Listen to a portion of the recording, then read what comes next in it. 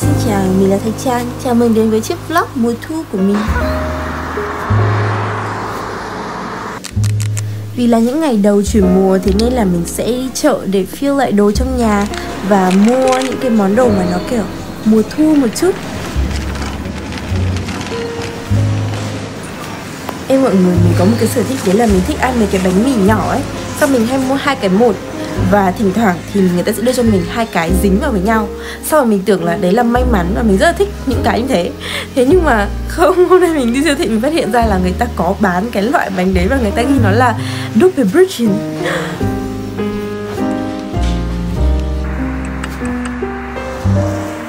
Mùa hè ở châu Âu ấy thì tầm khoảng 9-10 giờ tối trời mới tắt nắng hẳn. Thế nhưng mà đến mùa lạnh thì trời sẽ tắt nắng sớm dần. Ví dụ như bây giờ là mùa thu thôi, là mới đầu thu thôi, mà 7 giờ trời đã hết nắng rồi. Và đến đỉnh điểm giữa mùa đông u tối thì 3 giờ chiều là đã tối rồi mọi người. Hello. I know that you were there.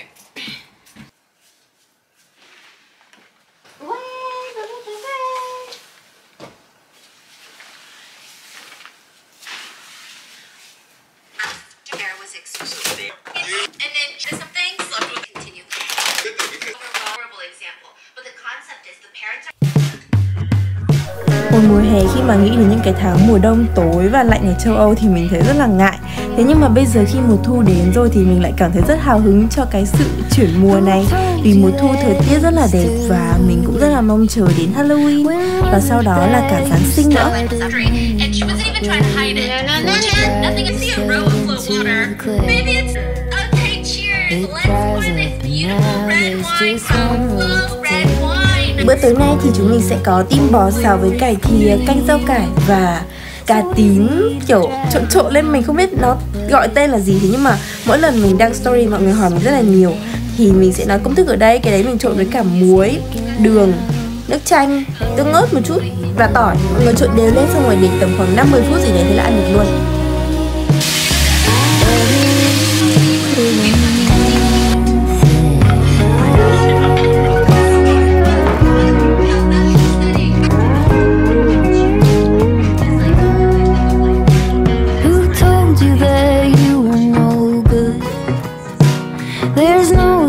Trying, and even if you could, it wouldn't come.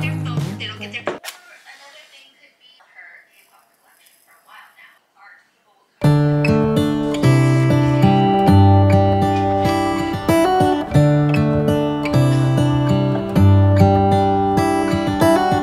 How come the stars come to shine when it's dark from so far away? Show us where we are. What makes the sun go to sleep every night, and what's it dreaming of? I wonder.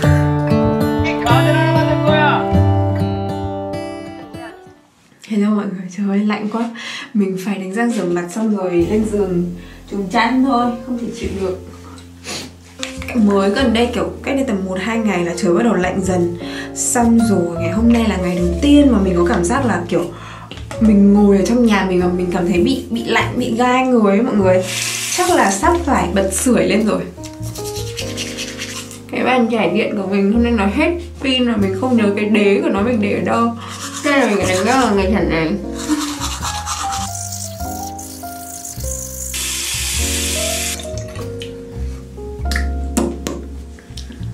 Hôm nay thì sau khi mà đánh răng xong mình sẽ làm trắng răng với cái bộ kit này, Smelly Max. Bộ kit làm trắng răng tại nhà. Cái này thì nếu mà mọi người xem mình lâu, mọi người cũng biết là đây là một việc mà mình làm hàng năm. Cứ 6 tháng đến 1 năm thì mình sẽ làm trắng răng một lần. Và nó sẽ là một cái liệu trình kéo dài 7 ngày. Răng của mình sẽ sáng lên từ 3 đến 6 tông. Đó, tùy theo cái độ vàng của răng của mình. Ở đây người ta có để cho mình một cái thang đo độ trắng của răng này. Đó, đây là thang đo độ trắng. Thế xong rồi chúng mình có một quyển hướng dẫn sử dụng nữa, nhưng mà mình dùng nhiều rồi nên mình không cần đọc cái này nữa. Tiếp theo là chúng mình có 3 cái ống gel làm trắng răng này và cái máy làm trắng răng. Cái này thì mọi người lắp pin cho xong rồi nó sẽ có ánh sáng xanh lên như vậy. Đó. Và cái khuôn để ngậm Đầu tiên là mình sẽ lắp cái khuôn này vào với cái đèn. Cái này thì mình chỉ cần đeo khoảng 15 đến 20 phút trước khi đi ngủ thôi. Và trong vòng 1 tuần. Nếu mà mình nhận được cái bộ này ấy, thì có mấy bạn đây của mình hỏi là cái này dùng có thật sự hiệu quả không? Tại vì mọi người cũng đang muốn mua cái kiểu làm trắng răng như này ấy. Thì mình thấy nó hiệu quả nha mọi người. Và cái thành phần trong cái gel làm trắng răng của Smiley ấy, thì nó là hoàn toàn tự nhiên, giúp giữ trắng răng, mờ vệt ố vàng và bảo vệ răng khỏi ê buốt. Thế nhưng mà vẫn giữ được cái men răng tự nhiên của bọn mình nha. Không phải là nó kiểu làm bào mòn rồi buốt răng đâu. Thì mọi người sẽ tra cái gel này vào trong cái khuôn để tí nữa mình ngậm răng vô. Mọi người nhớ tra đều một chút nhé, để cho nó đều được trên cái răng của mình ấy, nó không bị kiểu chỗ có chỗ không xong rồi lại chỗ trắng chỗ không. Mọi người phải làm đều vào. Thông thường thì mọi người sẽ đi nha sĩ định kỳ để làm trắng răng đúng không? Nhưng mà cái này nó sẽ là cái thủ thuật gọi là làm đẹp với mọi người, thẩm mỹ. Thế nên là ở bên này thì cái bảo hiểm nó sẽ không chi trả cho cái đấy. Và mình đi làm cái đấy thì cũng sẽ tốn khoảng tầm hơn 100 euro, nói chung là khá là đắt. Thế nên là mình làm cái này mình thấy nó rất là hiệu quả. Và mình mua một cái này nhá, thì mình có thể dùng được đến 5 năm cái máy này này. Còn cái ống gel thì mọi người sẽ mua lại. Mọi người chỉ cần mua lại cái ống gel này thôi. Còn cái máy này thì dùng được đến tận 5 năm lận. Thì đó, bây giờ mình sẽ dùng nó 15-20 phút. Xong rồi mình sẽ quay lại rửa mặt tẩy trang các thứ.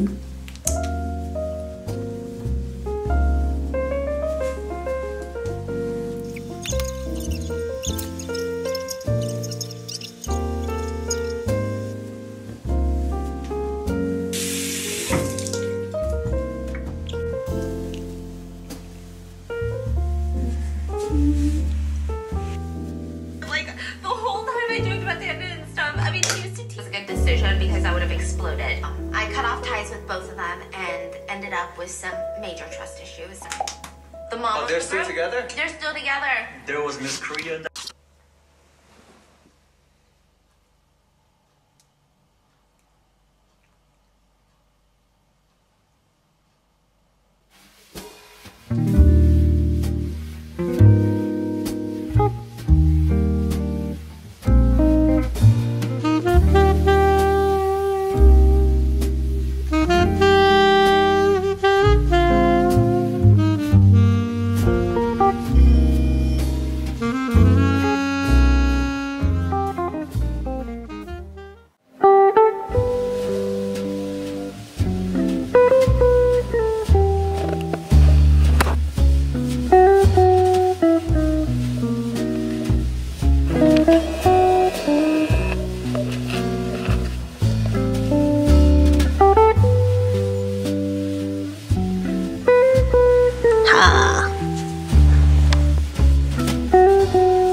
Hello mọi người, mình vừa mới gội đầu xong. Thì sau cái chuyến đi Paris vừa rồi mình phát hiện ra là thật ra mình vẫn cần lông mày của mình. Tại vì it's so hard to like express my emotion.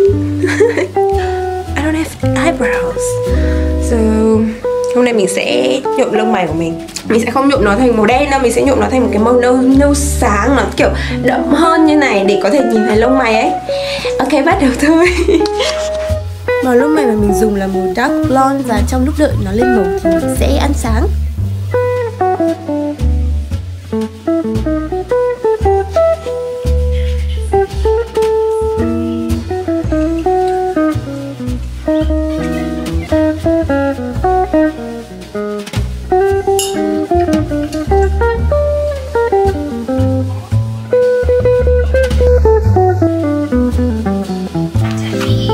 Mình có hẹn đi chơi lúc 1 giờ chiều ở Wiesbaden với bạn mình. Thế nên là mình gói theo cơm trưa đi ăn luôn. Và hôm nay chúng mình sẽ ăn cơm cuộn cá ngừ.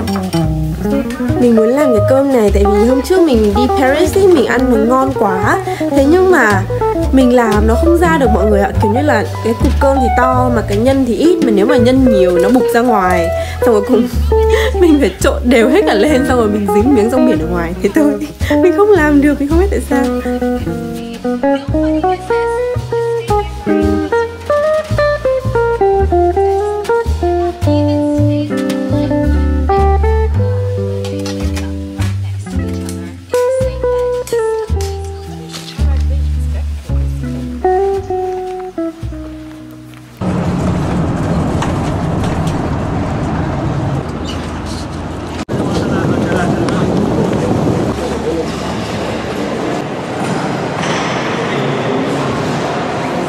là múi, còn múi của nó là hạt dẻ.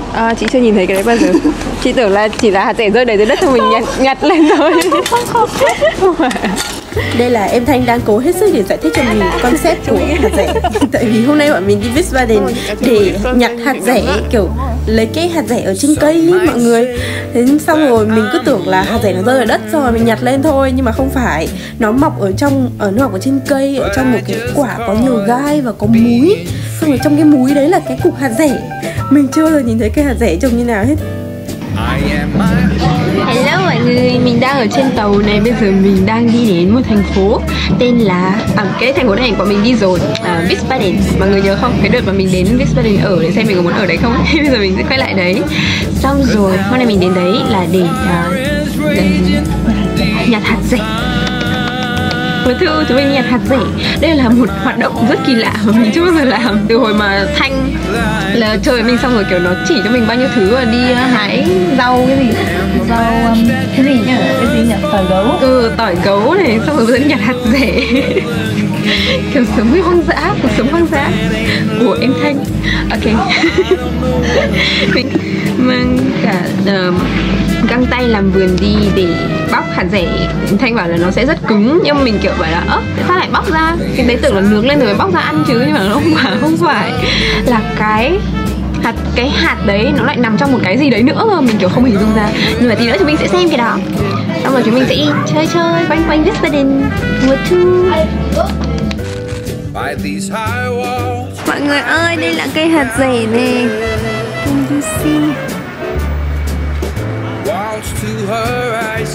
Thì ra đây là cây hạt dẻ. Đau lắm mọi người, như kiểu con nhím ấy. Nhưng mà ở trong này, không có trong này. Wow. To như ở trong siêu thị luôn mà. Wow.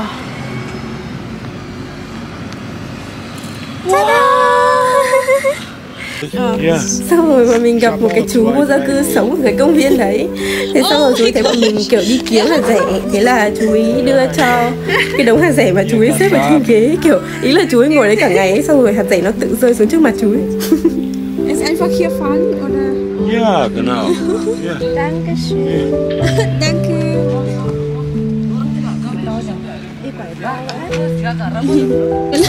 Nein, Gottes Willen. Ich habe gerade hier gewohnt, da ich kann keine Gelder nehmen. Danke. Bitte schön. Der Gesunde zu bleiben, der Beste, was gibt. Danke. Wow. Chuyên nghiệp. Kiểu làm quá vậy.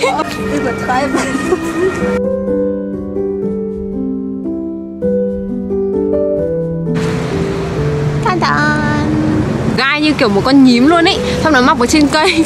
Xong rồi Thanh nó kiểu lấy cái cây để đập để cho cái quả nó rơi xuống. Xong mình kiểu tưởng tượng nếu mà nó rơi xuống nó kiểu cắm vào mắt mình, nó kiểu bé quá. Siêu à. Cái to rồi. Được có một hạt thôi. To nha. Được đó.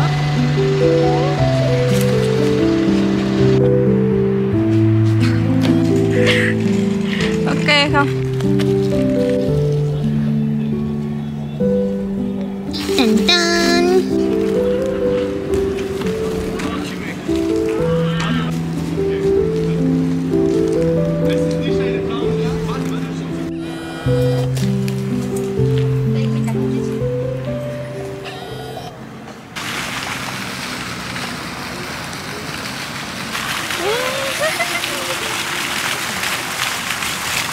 Nhanh thế.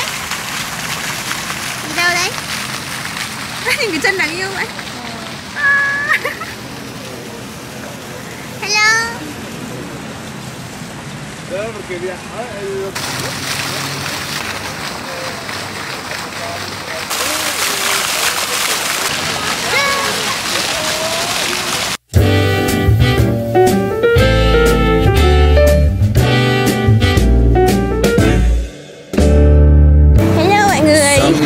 bắt hái lượng của bọn mình đã thành công tốt đẹp. Bọn mình phải hái được đến tận 1 cân đấy nhỉ? 1 cân maroon nặng chịu luôn. Xong rồi mình còn gặp rất nhiều vịt nữa. I am my heart's only owner, or at least I used to be. 'Cause now a wildfire is raging deep inside, and my heartstrings are pulling like the tide. And the match that drew a spark was a single stolen kiss. And if that ain't love, I don't know what is.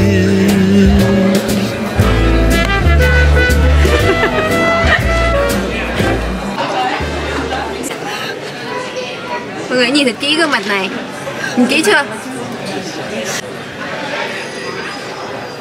Oh my god.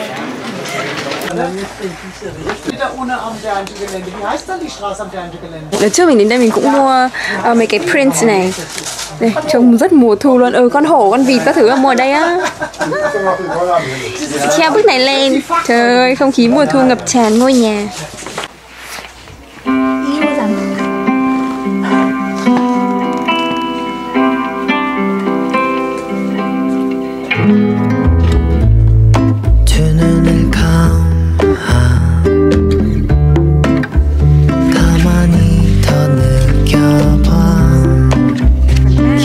좋은 긴장감 내게 말해줘 tonight 널 알고 싶어 따분할 만큼 이성적이었던 너 무너지고 있잖아 내 앞에 서면 생각도 멈춰 사랑에 빠지는 건 Tôi sẽ mua hồng, mua một quả này. Một quả này là bao nhiêu tiền? 50.000. Úi dồi ôi, 50.000 một quả hồng. Mua một quả này và mua một quả này. Tại vì hồng là thức quả của mùa thu nên là mình sẽ mua hồng. Wow, đẹp quá.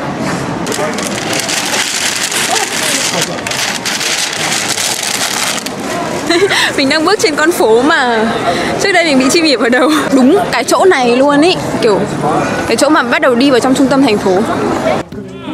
Ở đây mình sẽ flex vía đông khách của mình cho mọi người xem.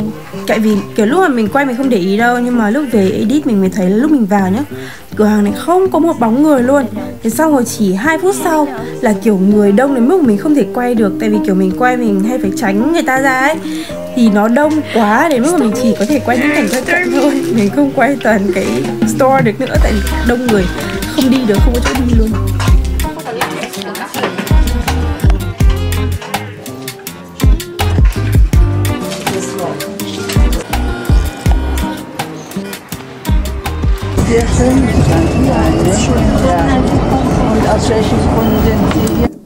Hello, mình đã edit gần xong cái video này rồi thì mình chợt nhớ ra là ở đầu video mình bảo là mình sẽ cập nhật lại tình trạng răng của mình cho mọi người.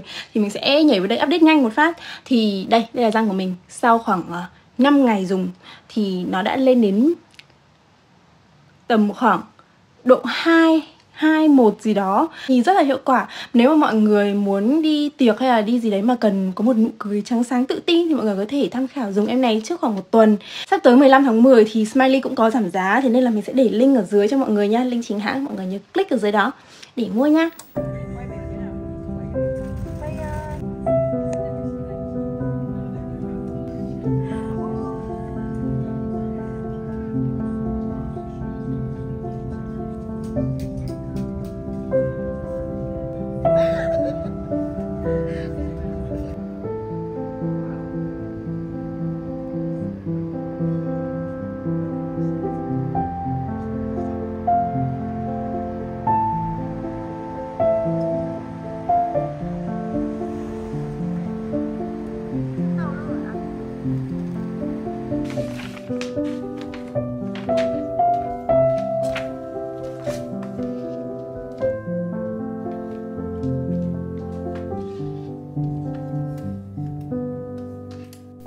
buổi tối hôm đấy thì mình nấu một nồi súp bí đỏ để kết thúc cái vlog đầu thu này. Cái này nấu cực kỳ dễ luôn đấy mọi người, chỉ cần ninh nhừ bí đỏ xong rồi xào cùng với cả hành tây và đổ nước vào, nấu xong rồi xay nhuyễn ra, thế là xong, ăn ngon dã man luôn ý. Và đây cũng là kết thúc cái vlog của tuần này rồi. Cảm ơn mọi người rất nhiều vì đã xem đến tận đây. Không biết là chỗ của mọi người đã vào thu chưa, thế nhưng mà mình hy vọng là mọi người sẽ tận hưởng mùa thu năm nay một cách thật là trọn vẹn. Tại vì mùa thu rất là ngắn, nó chỉ có kiểu 1 tuần, 2 tuần gì đấy thôi, thế nên là hãy tận hưởng mùa thu nhé. Ok, I love you, hẹn gặp lại vào tuần sau. Bye bye. Wow.